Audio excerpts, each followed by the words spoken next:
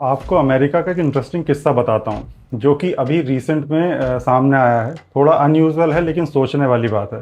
Imagine कीजिए रात के करीब 2 बजे का समय है। आप आराम से फ़ोन इस्तेमाल कर रहे हैं और तभी एक अननोन नंबर से कॉल आता है। अब आम तौर पर हम क्या करते हैं, इग्नोर कर देते हैं या कैजुअली उठा लेते हैं। इस केस में उस लड़की ने कॉल उठा लिया लेकिन सामने से कोई क्लियर बात नहीं हुई। बस हल्की हल्की सांसों की आवाज़ आती रही और फिर बहुत धीरे से एक आवाज़ आई, हेल्प मी।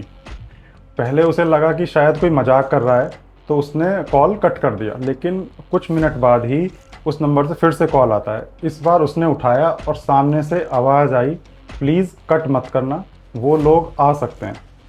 अब सिचुएशन थोड़ी सीरियस लगने लगी।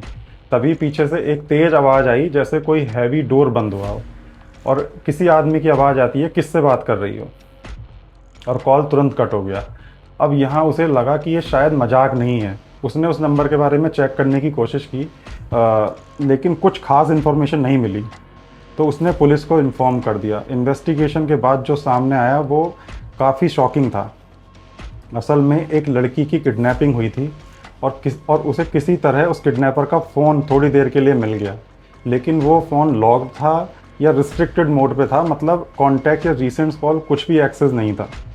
और सबसे बड़ी बात, उसके पास टाइम भी बहुत कम था। अगर वो अनलॉक करने की कोशिश करती तो शायद बहुत जल्दी पकड़ी जाती। इसलिए उसने एक स्मार्ट तरीका अपनाया।